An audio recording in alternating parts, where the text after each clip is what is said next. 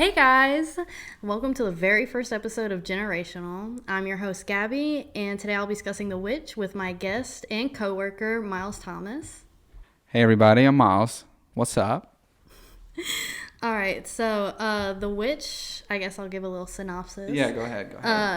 The Witch is an A24 horror film that I personally really like. Crazy movie. It's really good. It's like my comfort movie. Whenever I'm sad, I'll put it on. That's wild. No, yeah. I was just kidding, but it's about a 1600s Puritan family who gets kicked off the plantation. Like, it literally starts with their trial getting kicked off. And I guess, we'll kind of get into this later, it's because, like, the lady had, like, an affair, and they're like, that's bad. They never really tell you, Yeah, they no, they never don't. really specify why they left. I'm guessing it's like a crucible kind of thing, where Yeah. it's like affair, evil, go Exactly. die They by got to get stake. out of here. And I also saw, not to get too into like what I've read so far, but like I also saw that it could have been because of the dad's pride. Like he was too prideful to help other people in the plantation. That was one theory, but continue. All right. Thank you for that. And so they're kicked off and they're forced to kind of go live on their own, kind of near like the woods and the wilderness, and kind of have to build up their own farm and everything. And so it kind of like skips time because you see it's like they're already got a house, a farm, and some crops going. And they're there with two twins, a boy and a girl, and their older daughter, their son Caleb, and then the little child Samuel, who you don't see before the trial. So that's why you're kind of like, when was he born? Where did he come from? Did they steal this child? I don't know. So it really like goes to a 100 real quick, like you said earlier. It really goes to a 100 because you see Thomason with the baby doing a little peekaboo, and then all of a sudden, baby's gone. Thomason is the sister, by the way. Oh, yeah, sorry. And that's like in the first 10 minutes. It Yeah, like really absolutely. I mean, it picks starts up. kind of with the baby disappearing. That's where the story picks up. And then it shows you like the baby in this unknown location, older creepy woman grabs a knife out. Luckily it cuts. I didn't know if it cut or not when I first watched Yeah, it. that really freaks me out. I was like, oh, are they actually about to show this? Yeah, But I was like, luckily they didn't. Yeah. And so you see this lady kind of do a ritual with the baby and smear the baby guts all over herself. It's a little graphic. I mean, it doesn't like show any Yeah. baby intestines, Yeah, but luckily. you can imagine. So now it's like, that there's this creepy old woman out there, steals babies, There's something in the woods. the liberal agenda. So this family starts kind of, they just lost a baby, which obviously is going to do a number on a family, especially the mother who starts, praying every day, and she kind of slowly drives herself insane. But that goes on throughout the movie. And it was weird because the baby went missing with the older sister. So everybody's like, that's a little suspicious. Thomason automatically is blamed as the Yeah. one that's the root, like she is the reason the baby went missing. And she has kind of the same luck throughout the movie, but we'll get to that. So they start kind of being like, that's a little weird. And then throughout this kind of, I don't know how to word this, but you kind of see like the twins being, kind of Mischievous, rebellious, yeah. and kind of talking with this goat, I say with air quotations, and you see the mother kind of slowly driving herself insane with the loss of her child, and you see the little boy start to, I don't want to dance around the world, so I'm just going to be like lustful towards his sister. Absolutely, yeah. And so you kind of get, you see that this family, obviously, like any family, isn't like perfect. They have their problems. Yeah, they to have say their the problems. least. They definitely have their problems. But it's the 1600s, and no one wants to admit that because they don't want to, yeah. Go to heaven, I guess. Well, you got to remember, these people are Puritans. This is all they know. This is their life. Like, they don't know anything else outside of family and religion. So for a child to go missing, they have nothing to do but to pray. That's their coping mechanism. I mean, in today's world, there's 1,000,001 coping mechanisms. But back then, religion was really the only thing that, like, held people together. So naturally, as a family would, kind of try and move on from this grief of, the youngest kid going missing, which is hard to move on past, but they have to move forward. They can't grieve on it forever. So you see them trying to keep the farm going, and they're like, okay, well, our crops are dying. I wonder why. We'll answer that later. So like we got to go hunt. So you see Caleb and the dad go out, and Caleb starts getting paranoid about his sins and stuff. And it's trying to show that, you know, the dad can't really get any food or provide for this family. Like, they're not. And as the father figure, he's supposed to be the one that gives the children, especially, the answers about their sins and the struggles that they deal with. And I think this is the first instance that we really get the full picture of the dad not really being able to give the Caleb those answers, you know? I mean, it's definitely very realistic. You know, I kind of would have hated it if he was just like, "It's okay, son, we'll be good. Exactly. Here's Rabbit." Exactly. So, you know, they're going through that struggle of not having food. So Caleb feels like, you know, he needs to step in and kind of help the family, you know, try to survive. provide in some way, And at first they were talking about selling Thomason, or the oldest daughter, to another family for work, because they're like, well, she obviously probably did something with Samuel. Let's get rid of her before she does anything else with our other kids, right? So Caleb doesn't want, obviously, his older sister to go away. I mean, they're pretty close. I'm close with my siblings, so if I was being told they were getting sold, I would be like, what? Well, and you got to remember, he looks at her lustfully, so he doesn't want her to necessarily be out of his life, because that would take away his sin in a way. I guess so, but I feel like at the same time he's like, you know, not, That's my sister, that's my big sister. yeah, you know, because he's known her forever, like his entire life. I think it is more than like, because when you see him kind of lusting after, he looks guilty, like he looks like he hates himself. Absolutely. So, but they go out trying to get some food. Things go wrong, of course. Caleb kind of gets, seduced almost? By the rabbit, are you talking about? Yeah, the rabbit. It's like the witch is the one sending the rabbit, because when him and his dad went hunting, it's the exact same rabbit that they saw. And then later on in the movie, we see the rabbit one more time, if you remember that. And I definitely think that the rabbit is a manifestation of the witch that we see at the very beginning. Or like she's in control of that rabbit, trying to pull them towards her in a way. I definitely think it's like her, like, period, as the rabbit, because, you know, you see there's a part in the movie where like the animals start going crazy, like they have a dog and a horse, and they obviously do not feel comfortable around that rabbit. Yeah, absolutely. So that's where everything kind of falls out of luck almost, or they, you know, it's just bad luck almost, or, you know, this curse on them. Thomason gets knocked unconscious by falling off the horse that they were on. Beautiful horse, by the way, just a little tidbit. That was a really pretty horse to be in, you know, it was 1600s New England. Anyway. Maybe that's the witchcraft right there.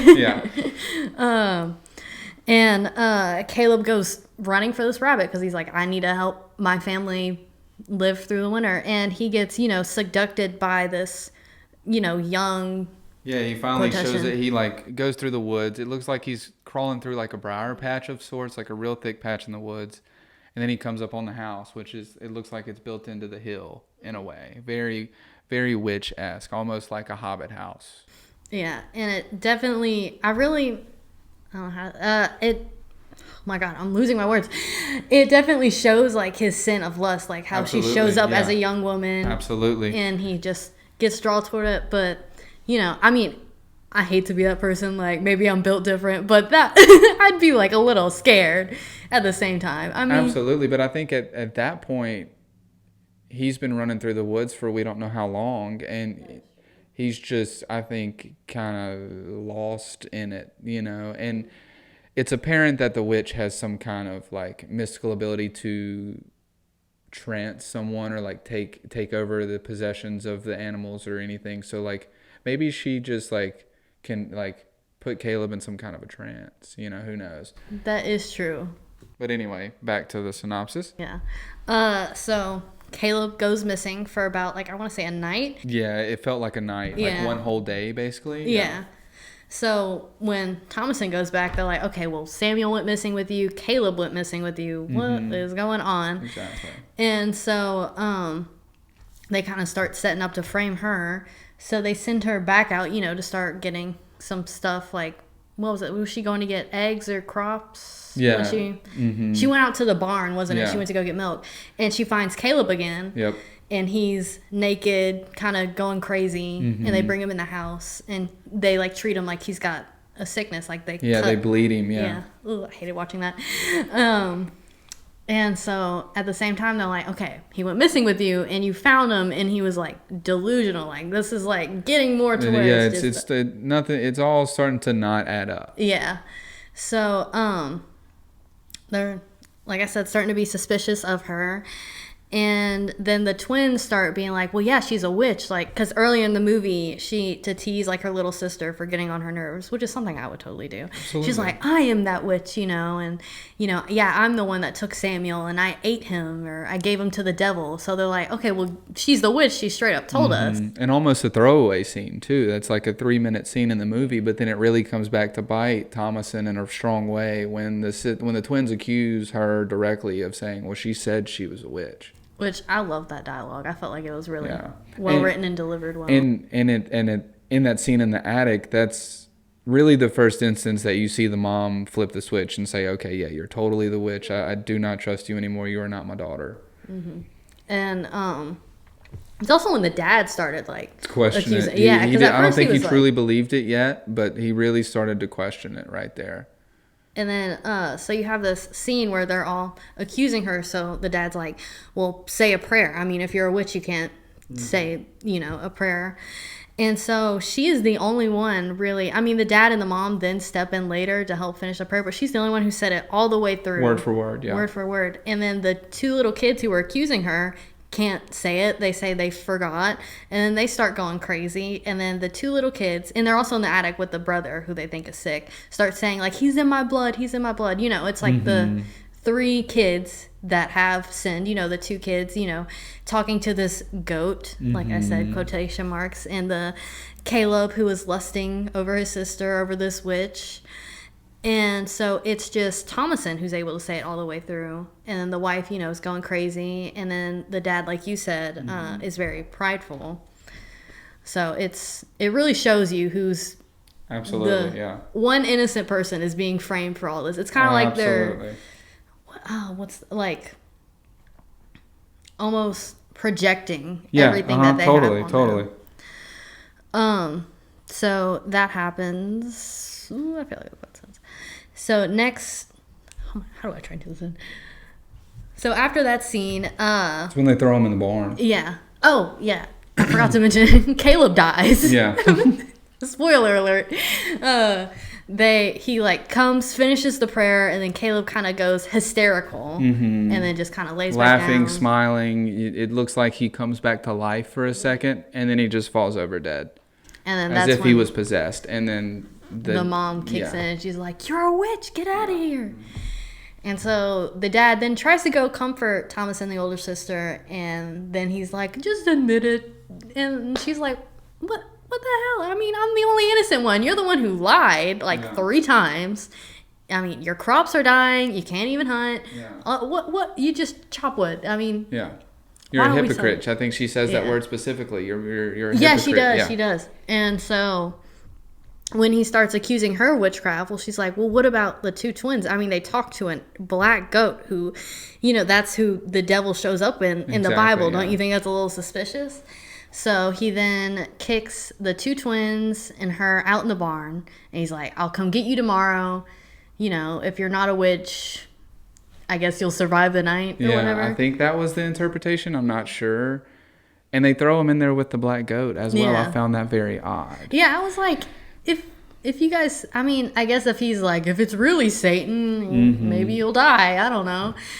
And so you see during the night when everyone's asleep, that's kind of when things kind of hit the wall, pedal to the metal. First, you see this older lady, the same one that had the baby and, did whatever she did to it. I don't want to go into the untitled witch that we never really meet. The one that steals the baby in the beginning, she's in there in the barn, like eating one of the goats, and the 2 little twins are like, what the? Just taken aback. They don't really know what to think or see. They don't know what they're seeing in a way. I mean, I don't blame them. I don't even know what I would do. And if I remember correctly, Thomason doesn't really react. She's almost like She's like, frozen by yeah. what happens. I don't think they show her in that scene. Like, she's Yeah. not even there. Like, maybe she was, like, still asleep, or, I don't know. yeah. Or maybe it could have been, like, I don't know, they had that planned out to where nothing happens to her. I don't know. That's what I think, maybe. Or maybe it was just the two kids could see her or hear her. And then you also see the mom sees, like, Caleb, her son, both of her sons that died, or at least she thinks went missing, or at least the baby there. And then they're like, "We're here, mother," and stuff. It was a really eerie scene. Yeah. And then she, like, starts breastfeeding the baby, and then it shows that it's really, like, a crow eating it. I hated that scene. Pecking at her, that was insane. That was so eerie, but at the same time, like, it's like sticks out. Like, that's the one scene I think. Yeah, of and then it was fades really- to black, right? And then we wake up with the dad who finds all this. He finds Thomason out by herself. Two of the goats are shown, like, to be eaten. The twins are nowhere to be found. And then he's just, like, shocked to see that. And then you see Black Phillip, this goat that the twins were talking to, just ram into him. Yeah, absolutely. Like, stuff. drive a horn into his stomach. And do you want to talk about what you thought about that? Well, we scene? can get to it once we finish the synopsis, but I mean, basically, the dad dies. I mean, Yeah. the ram throws him back into the wood that we see him chopping throughout the movie, and the dad dies. And then we get to the mother waking up, walking out, And she's like, "You and did she this." freaks out. Yeah, attacks Thomason, and then Thomason kills her mom. I mean, in a very graphic way. And then she just kind of gets up. Like, at first she's a little, like, Shaken sad, and taken but then- aback, yeah. But at this She point, just- this is without a doubt the climax of the movie. I mean, this is the crux of what's happening. I think this is where we see Thomason snap for the first time when she kills her mom. She, like, gives in to her sin fully, and then she goes and sits down to talk to Black Phillip. And I think, Gabby, you can pick it up from there. What happens? Yeah, she goes in there just with the goat, and she's like, "I know you can talk. I mean, you've been talking to my little Exactly. sister It's and like, brother. come on now, speak. Yeah. Well, let's hear it, buddy. Yeah. Come on, no one's gonna tell." Yeah. It's just me and you here. Yeah. Hey. It's like when you're, like, younger, talking to your dog, like, "I swear, if you say anything, I won't tell anyone." And so, she's about to give up, and he's like, "What would you like?" Or, in old English, like, "What dost thou want?" By the way, that scene's, like, on YouTube under, like, the Witch ASMR. I saw that one trying to find, like, Really? yeah. That is insane. Yeah, like, That is time to go to insane. sleep. Oh, you put on Satan offering me. I know at first watch, when she walked into the barn and said something to Black Phillip, I literally said aloud, if this goat starts to talk, I'm going to lose it. And then he started to talk. At least they didn't, like, try and do, like, a bad, like, Exactly, CGI like, or something. yeah, uh-huh. I really like how they did this. They showed, like, just first, like, shoes walking. Like, one a hoof and the other, like, an old-timey black leather Exactly, shoe. yeah. So, to allude that this is The indeed... literal devil. Yeah. And so he's like, the famous line, "Wouldst thou like to live deliciously?" Because she has no one. She's about to either, like, starve on this farm, go get accused of witchcraft, or just go crazy by herself. So, I mean, for me, this was like, best outcome. I mean, only outcome. Yeah. But definitely the better of all the situations. And so she has to sign his book. And at first she's like, "I can't." He's like, "Okay, I'll guide your hand." And then that was... Do you remember the 3 things that he offered her? It was, The taste of butter, and then, well, a nice gown or a pretty dress. a pretty gown, And and then to live deliciously was Yeah. the last one. I found the taste of butter so fascinating. I guess that's like a callback to their time before the Puritan, but when they were still in England, because, the mother references that a lot.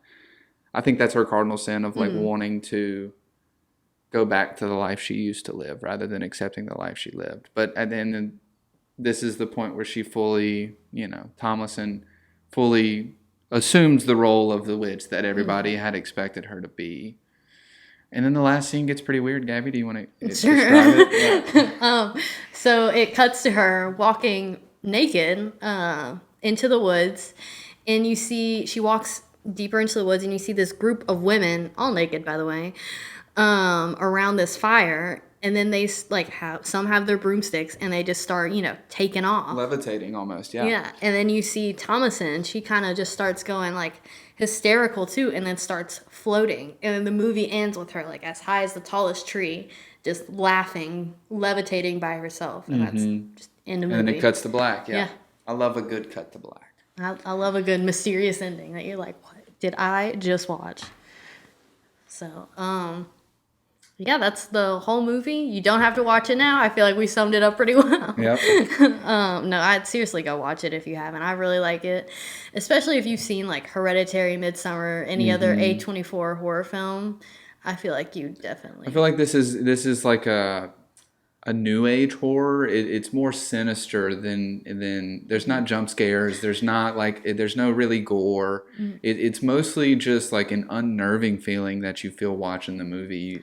It makes you very uncomfortable to sit there, especially I watched this with my mother, to sit there and watch this like demonic possession happen is very unnerving. Is just the best word that comes to mind. I can't think of anything else to describe it. I mean, it's unsettling. Yeah, there you go. Yeah. What I really like about this movie is the cinematography does a great job of that, and the like color tones and everything. Exactly. It's dark, yeah, it's very dreary. dark, and then the score also. It's very minimalist. There's not a lot of music in the background, but you definitely feel the music come in whenever it does. It's like it's almost supernatural, the score of it, because it's not in your face. It's not controlling the story in any way. It's just kind of aiding and abetting the story happen to intensify the moments that we see on screen. And I definitely like scores like that. I do like a good memorable score. Like there's this one score from Midsummer at the very end with the fire temple that I like every now and then. Yeah, where I'm like, oh, this is so good because you can hear her like go crazy with the score. But I do also like where it's not like you don't really think about it. Yeah, you it's don't like even notice it almost. subconsciously there. Which I didn't even really think about the score, so it shows a lot about that. But yeah, like I said, the cinematography really stuck out to me, especially when she's like with the mom and the pigeon like pecking at her.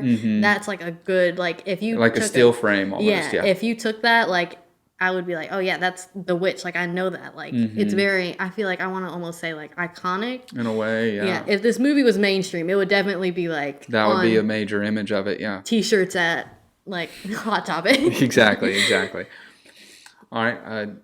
You want to cut to break? Like do a little cut to break scene. We don't have to pause it, but like, all right. Well, we just discussed the synopsis of the movie. We're going to take a quick break, and then when we come back, we'll discuss the themes and what we think the movie meant. Sure. All right. Do a little edit point. All right, well, that was a somewhat deep dive into the, synopsis of the movie. So we're going to take a quick break, and then we're going to come back talking about into the themes and more details of the movie that, an average viewer might miss or, some metaphors. So, yeah, we'll be back in a few secs. All right, and we're back. All right, guys, so we're back, and let's get into the themes or like the general theme. Like what we think the movie meant to us, or what the viewer is supposed to interpret, I guess, Well, for me, I mean, I guess I kind of picked up on like what the average viewer is supposed to get, which I really like a good critique on religion, which was definitely that. Absolutely. I myself am not from like a big religious family. I mean, my dad is like huge on religion, and I like to rebel against my dad a lot. So like anytime I have a critique on religion, Christianity, or anything, I am all for it. I love a good, sacrilegious joke, or a good, hey, this isn't good, and this is what Christians do. So it was definitely a big, I feel like the need to be perfect in God's eyes for them, because they are, like you said, like Puritan, this is all they know, Christian, that they kind of, go deep into sin and just trying to be perfect. Yeah, well, and that subsect of Christianity got kicked out of England because they were too serious about their rules for their way of life. I mean, they had to move to the States so that they could find a more pure life. Which, that's just crazy. Yeah. I mean, I don't have a lot. I don't want to go too heavy on hating on religion here, but absolutely not. It definitely reminded me of like, when people are like, oh, well, you shouldn't do this because God says this, and I'm like, okay, yet you do this. Like, it's definitely like I say definitely a lot. They project their kind of insecurities of not getting into heaven on each other. Yeah, absolutely. I think that every family member sans Thomason has a sin, like a real big cardinal sin that they struggle with internally. Even the young children, the twins, they don't necessarily know that they're sinning, but they know they're up to no good. You know, you can tell that they're doing a lot of things that are bad, and they know that. So I think that's their manifestation of their sin. But like you said, I mean, it's a I won't say degradation. It's a appeal to people who want to have a obstructive view of true Christianity, because I think that's what the Puritans view themselves as, was the purest form of Christianity and the Christian belief. And how flawed that can be, I think, is what the movie was really trying to tell us, that like you can blind yourself in your faith so much that you can accuse your own family of some of the worst things. And that's exactly what happened, and drive yourself to insanity. Because one of my big things is the witch actually real? Is any of that actually happening, or are they imagining it to justify the bad stuff that's happening to them? And Thomason is the scapegoat, and witchcraft at large is the bigger scapegoat, because they're able to justify bad things that happen to them with the devil and witchcraft, rather than accepting the fact that they are the root of their own problems and that they have to be the ones to fix those problems. It's kind of funny. They're like, "Am I the problem?" No, not random at all. old lady in the woods. It can't be me. No, I mean that's like you see that still like every day. Like people will be like, "Climate change?" No. But I want to read, like- so there's a critical part in the movie to me where Thomason, sort of in the first 30 minutes, right after they get to the farm, she's in the attic and she's praying to God and asking for forgiveness. I want to read the whole prayer because I think it has a lot of meaning. She says, and this is a direct quote, "I here confess I've lived in sin. I've been idle of my work, disobedient of my parents, neglectful of my prayer. I have, in secret, played upon the Sabbath and broken every one of thy commandments in thoughts. Followed the desire of mine own will here, and not the Holy Spirit. I know I deserve all shame and misery in my life and everlasting hellfire. I beg thee, for sake of thy Son, forgive me, show me mercy, show me light." I think right there is when Thomason is inviting the devil and inviting, what's the goat's name? Black Phillip. Black Phillip. Right there is where the devil, if he wasn't already in Black Phillip at that point, when he hears her obstructive view of true Christianity, because I think that's what the Puritans view themselves as, was the purest form of Christianity and the Christian belief. And how flawed that can be, I think, is what the movie was really trying to tell us, that like you can blind yourself in your faith so much that you can accuse your own family of some of the worst things. And that's exactly what happened, and drive yourself to insanity. Because one of my big things is the witch actually real? Is any of that actually happening, or are they imagining it to justify the bad stuff that's happening to them? And Thomason is the scapegoat, and witchcraft at large is the bigger scapegoat, because they're able to justify bad things that happen to them with the devil and witchcraft, rather than accepting the fact that they are the root of their own problems and that they have to be the ones to fix those problems. It's kind of funny. They're like, "Am I the problem?" No, not random at all. old lady in the woods. It can't be me. No, I mean that's like you see that still like every day. Like people will be like, "Climate change?" No. But I want to read, like- so there's a critical part in the movie to me where Thomason, sort of in the first 30 minutes, right after they get to the farm, she's in the attic and she's praying to God and asking for forgiveness. I want to read the whole prayer because I think it has a lot of meaning. She says, and this is a direct quote, "I here confess I've lived in sin. I've been idle of my work, disobedient of my parents, neglectful of my prayer. I have, in secret, played upon the Sabbath and broken every one of thy commandments in thoughts. Followed the desire of mine own will here, and not the Holy Spirit. I know I deserve all shame and misery in my life and everlasting hellfire. I beg thee, for sake of thy Son, forgive me, show me mercy, show me light." I think right there is when Thomason is inviting the devil and inviting, what's the goat's name? Black Phillip. Black Phillip. Right there is where the devil, if he wasn't already in Black Phillip at that point, when he hears her say that prayer, That's when he's like, okay, I can destroy this family. I can take root and I can cause trouble. Because it's literally right after that prayer that she walks out and takes care of the baby, plays hide and seek with him, and then he Dang. disappears. It's the very beginning of all the bad things that happen in the movie. So I don't think that Black Phillip, i.e. the devil, directly is the one causing all the parents and the children outside of Thomason to do bad things. I think that he is like making it happen so that he can take Thomason, because Thomason is the one that's truly true in her faith and truly living the most Christ-like life in the Puritan form of it in the 1600s. I mean, as much as you could do back then. I think that like at that point is where everything goes south, and we start to see that Thomason is the one, at least in a second watch, that Thomason is the one that's really the true good. The baby at first is portrayed as he can do no evil. When he was kidnapped, it was awful because the baby was pure. It hadn't sinned yet, hadn't had a chance to sin.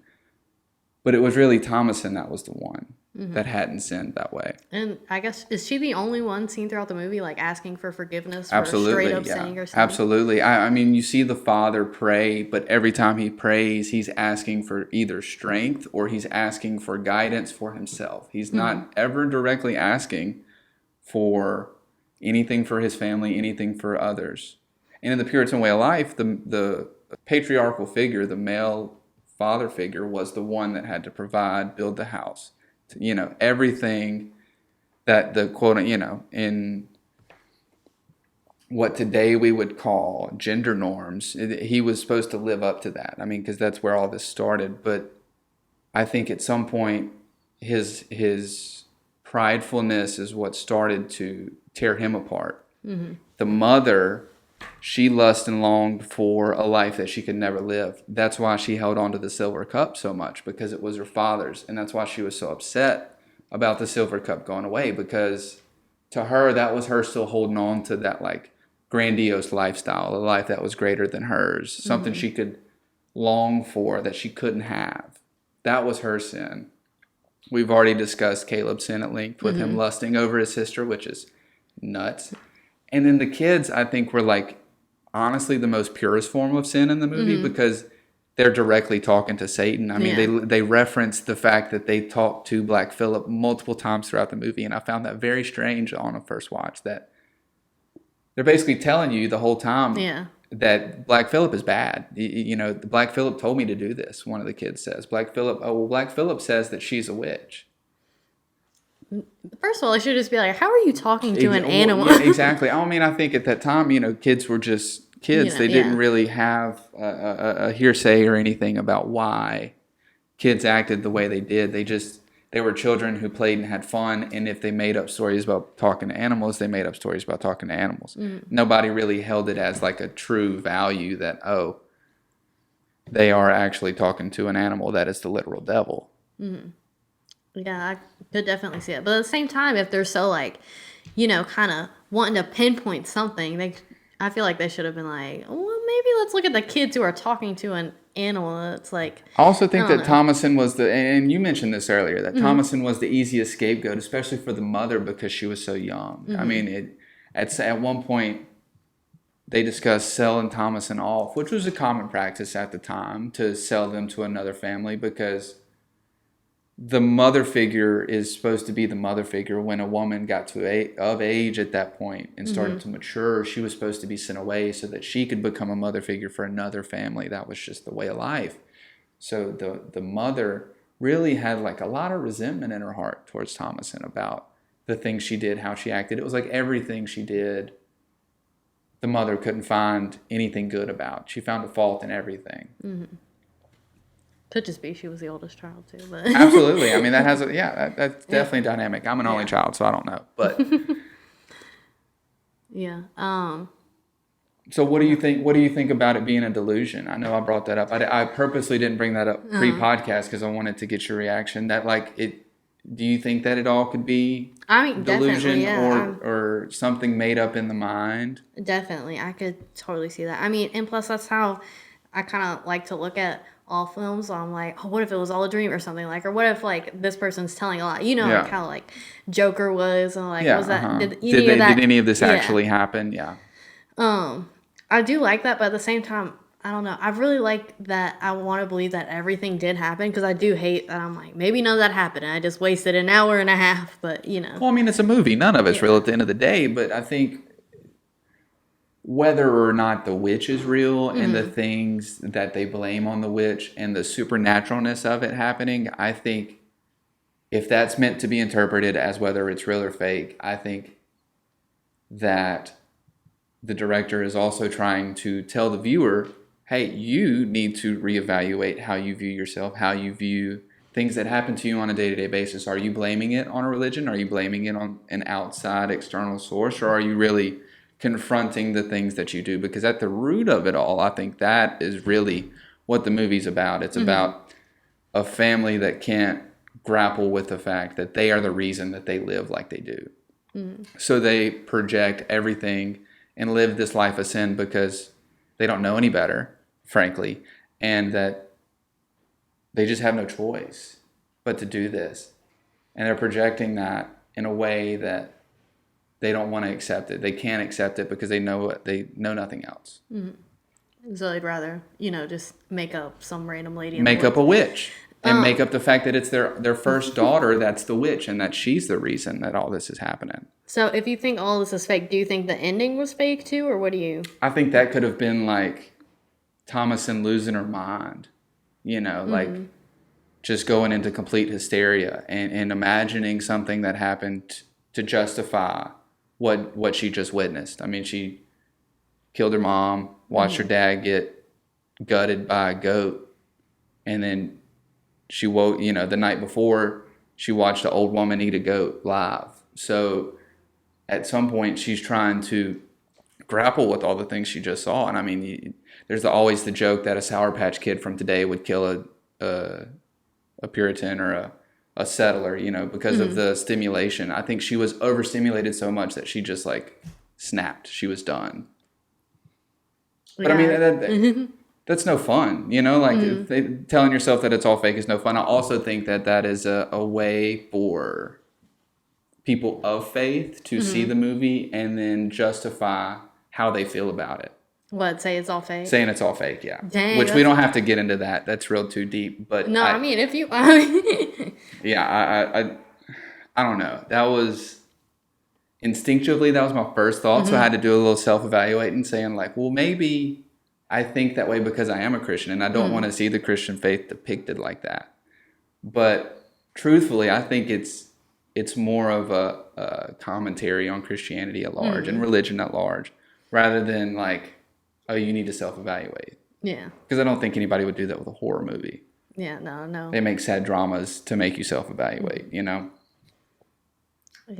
man. I love a good horror movie. That's a self-call out. Or just like a critique on anything. So, Gabby, let me ask you this. Since you're the host of this podcast, you suggested this movie to me.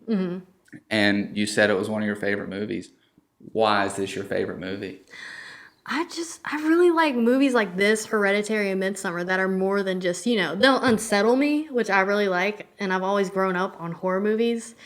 And I just like, it feels like a breath of fresh air in the horror genre because, I'm so used to, I grew up with all the cheesy, 80s, like big Nightmare on Elm slashers. Street. Yeah.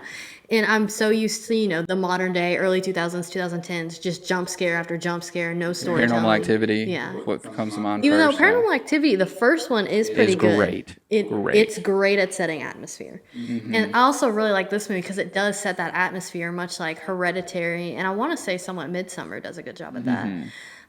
Where you feel uneasy. You can sense that the place they're in, outside of the happenings of the place, but the physical place, the where the house is, in Hereditary, the house that they live in Midsommar, the camp that they go to, it feels weird. Yeah. Like, just talking about it gives me chill bumps. It's an unsettling feeling. Which I really appreciate. Like, I gotta go off about Ari Aster because I love him. And He's great. I'm so excited for his upcoming projects, too. It's just, he's just so good at building the atmosphere and putting little details that no one's Mm-hmm. supposed to notice about the ending. Like, I don't know if you saw, like, in Hereditary, in the classroom scenes, they have, like, kind of, I want to say almost like bullet points of, you know, things that kind of go with how the movie's going. But you Mm-hmm. don't see it because it's, like, blurred out in the background, but it's still there. Like, his script was so detailed. Like, it's exactly how it is on screen. Yeah. And, of course, there were scenes cut and stuff, but it's just, I, I, I'm just in awe of I think as far as this guy, the guy that made, Robert Eggers. yeah, from what I know about his filmography and everything, I know he directed The Lighthouse. We talked about that briefly. Seems like a very weird movie. I've seen parts of The Telltale Sign, also, of The Telltale Heart. Excuse me. It's a short, but it is weird. And this was his first. This was his like introduction into directing. I mean, this was his debut film. It's fascinating to me that a storyteller would want this to be their first outing into the world. This really sets a statement of, I know how to make weird stuff and I know how to make you feel uncomfortable. And like you said, in today's horror world, that's great. That's what we want. I mean, I can't tell you how many times I have like been suggested that I should watch Final Destination because it's a good scary movie. And that type of scary movie is so unappealing to me Where because it's just it's nonsensical. You know what I mean? It's just nonsensical. they definitely. This feels very real. I mean, for people that have faith and believe in God, if you believe in God, you have to believe in the devil. And if you do that, then you have to see some truth in this. Like I said earlier, that's why instinctively I was like, oh, that's fake. Because it's like, this is all imagined. Because it's too scary and too truthful to hear or to see on screen. That reminds me of when I went and saw Hereditary, and I was telling, like, I came out of the theater, and me and my little cousin were the only ones who were like, that was terrifying. My dad was like, well, just don't do witchcraft. And I'm Yeah. like, but that wasn't the thing. Like, they didn't have a choice, or like, they didn't really know they were doing witchcraft in that No, movie. they They didn't. Yeah. thought they were talking to their daughter. I mean, that's the scary thing is they had no choice in that movie. Everything was planned out for them. Just like this. I mean, they were forced to move out of the land or forced to move out of the plantation. The father was forced to try to provide. You mentioned how the father dies. I wanted to bring that up real quick. The fact that in each way that each family member that passes, I would say sans the infant because he's an infant, is a direct reflection of their cardinal sin and how they are affected by that cardinal sin. So let's start with Caleb. Caleb gets possessed or in a trance by the witch and gets taken to her house. We don't see what happens to him, but he shows back up naked, much like Adam and Eve were in the Garden of Eden before the serpent came, right? And then when they take him into the attic, he is very cold, very death-like. And right before he dies, when he's basically being possessed, like something out of The Exorcist, he spits out an apple. And to me, that symbolized him succumbing to his lust, and that's why he died, because he let that cardinal sin and just consume him to the fact where he had nothing to do but to live in the sin and then try to repent and try to die, because if he had kept living, he would have gotten worse and worse in it.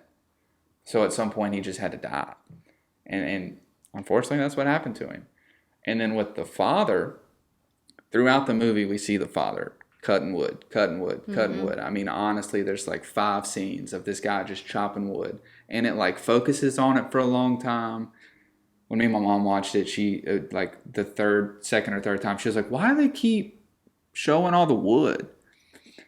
And just upon some research about the movie, the wood is a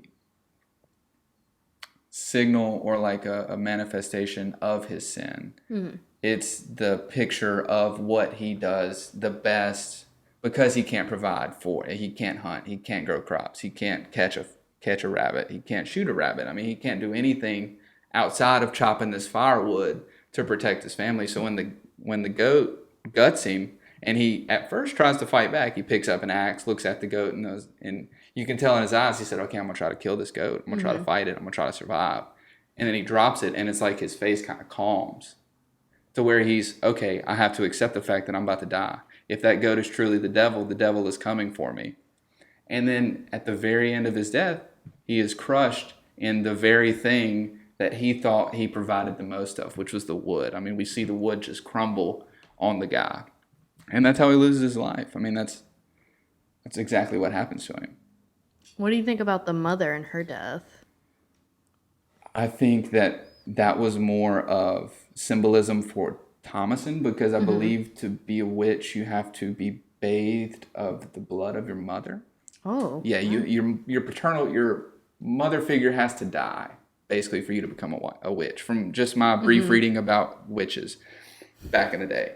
You had to kill your mother, or she had to already be dead for you to actually become a witch, like a true witch, right? So when she kills her mom and then the blood kind of splatters on her face, that's her being bathed in the blood of her mother. Dang. So that's how she, is truly able to become a witch, because now she has nothing holding her. You can't be a witch and have a family. You can't be a witch and have children.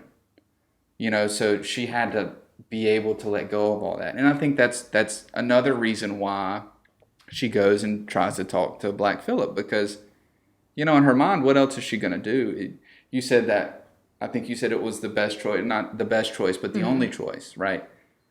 I mean, let's just let's like discuss for a minute what would happen if she didn't go talk to Black Phillip, right? All of her family's dead. There's no food because her dad didn't know how to grow a crop for nothing.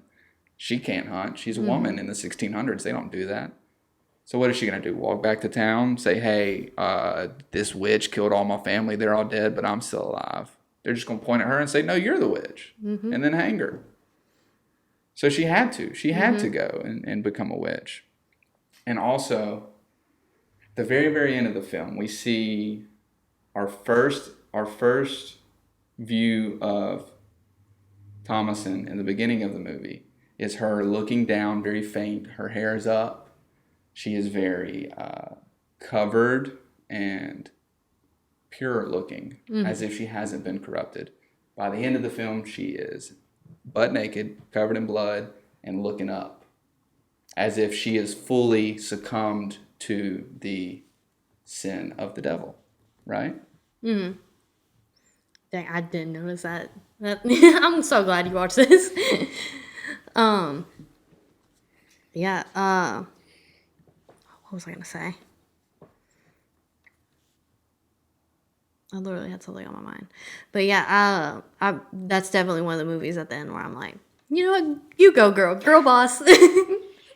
Yeah, I guess to some extent. I don't know if I was necessarily, excuse me, happy that Thomason became a witch, but I definitely understand why. I get it, because everybody in her life said, oh, well, you're the witch. And then she was like, okay, I'm going to be a witch. Yeah, she's like, all right, bet. Yeah, bet. I mean, what else do you want me to do? Yeah. I've tried to pray. That didn't work. I tried to help my mom. That didn't work. I tried to help my dad. That didn't work. I tried to be there for my brother and the twins. That didn't work. So I'm going to just do what y'all say that I am, since that's what I am, right? Yeah, I don't know. That is one of the movies at the end where I'm like, you know what? I'm a little happy for her. She's like kind of like free. It's like a Midsummer, or not Hereditary ending, but I wasn't happy at the end of that. But, So kind of in conclusion, what would you recommend this to somebody? Like, and who would you recommend this to? I would recommend this to someone who says that they don't like any good scary movies because they've probably just seen, like the over and over jump scare, I mean, even like the first Conjuring movie was good, but now it's just getting jump scare. Still haven't seen that. Yeah. The first and the second one are really good. See, I don't really do devil stuff like that. Like the original Exorcist scared me to death when I was a child. So I really struggle with like demon possession movies. But you're not the first person, and you definitely will not be the last to suggest that movie to me. I will say. And now there's a whole universe around it, much like the MCU. What is it? The Conjuring. CCU. Yeah, the extended Conjuring universe. Which I remember when I first saw the movie, I did like extensive research on that. Like I into the actual story about the house and stuff. Like I went nuts over that, and then like how the investigators from there went onto the Amityville horror house and stuff. And it's just, but yeah, that one's really good. But it is starting to get very jump scary because it's like people just a lot of people in the horror movie genre, they just think, oh, I'm gonna make a quick buck, throw a few jump scares in, everybody's gonna want to see it, and it works. I mean, like, they usually do good at the box office. Everybody's like, that movie was so scary, but it's like nothing you really think about later down the road. Like, it doesn't leave you with anything. After I saw like this movie or Hereditary or Midsummer, I was thinking about it for like weeks. Yeah. Especially Hereditary. Like, that got under my skin. I was scared to look up in my corner and see Toni Collette hanging on the wall. That's funny. So, but yeah. I think that kind of comes back to the unsettlingness of it, because, I mean, you know, if you're older than 15, you've seen a movie with a jump scare, most likely. I mean, you know, most kids nowadays see them when they're 12. Anyway, you kind of become acclimated to a jump scare. You can feel the rhythm and beat of that kind of movie. You know, when they walk into the lone girl walks into the hallway, something's going to happen, right? With this, you have no idea what's about to happen, because, I mean, I had never seen a story like this told in this fashion. Sure, we've watched movies about the 1600s and New England when the Americas were founded, whatever, but this was like, I think the truest and best depiction of what it felt like to, one, be accused of a witch, and then two, to also like be the one being the accuser, because we really get a POV of the mom and dad just berating Thomason about, you know, oh, it's you, and then the twins are the worst. They do it more than anybody. I almost wanted to punch them through the screen. Oh my God, I know, they were awful. They were awful. They were good actors, though. I mean, Absolutely, I'm surprised. Yeah. But back to my point, you know, it's more about that unsettled. I think that's what you like about it a lot. You know, it's the uneasy. It's you don't know what's going to happen. You don't know if what you saw on screen actually happened, or if it, you know, like we talked about for a while, if it was all made up. You know, like that is what's intriguing, and that's what's fascinating about these movies that we keep discussing, because it's hard to find that in film today, especially in the horror genre. It's something that truly like digs in you and kind of makes you think and makes you reevaluate how you see certain things. I do think like it is starting to come back, though. I mean, Absolutely. Jordan Peele did a good job with like Get Out. Was fantastic. I did like Us too, and I know a lot of people didn't like it, but I did see the ending coming though from like the beginning. It's a little hit or miss, yeah. But you know, Jordan Peele, Ari Aster. I mean, a lot of people I think saw Midsummer. I see a lot of people talk about Green it. Inferno is another good one. I haven't seen that one. It's nuts, but yeah. And then, you know, The Lighthouse did a pretty good number at the box office. Even got an Oscar nom, which is very rare for horror films. And that one's supposed to be weird, which is made by the same guy who made this movie. So makes sense. You know, I'm hoping this will definitely redefine what horror is, and you know, because I feel like horror and even comedy and stuff, people just see it, you know, like as I said, an scapegoat to just a quick cash grab. Exactly. I really like these directors coming in, redefining it, saying these can have like a deeper message. Yeah, there can be actual story here. Yeah. It doesn't have to just be horror or blood or guts. It can be a thoughtful story that leaves you in a place where you want to think more about it without it scaring you to think more about it, you know? Yeah. I mean, and they're really good movies. Like, they do their job. Like, I think, like I said, I thought about Hereditary for like weeks after that. I was like terrified. And, you know, I don't really think like about movies, you know, like let's say like Lights Out. I'm never like, oh my God, remember in Lights Out, you know? But, you know, it's just like, you know, I hate to say something you guys can't see, but like I have like Midsummer stickers on my thing. Like, that's just like something that's delved into me, especially with this movie too. This is up there. Like, these are like my top 3 horror movies. So, I mean, it's just, I keep repeating myself, but I love the uneasiness, breath of fresh air, newness that it brings. Yeah. So basically see this movie if you like to feel uneasy. Or if, honestly, I would recommend this to either people who like to critique religion or someone who's too self-indulged in religion themselves. To like question it themselves. Yeah, to like give them an outside lens almost. Yeah. I like that. Yeah. Maybe just to be shady. If they're like getting on my nerves. I'm like, hey, have you ever seen this movie?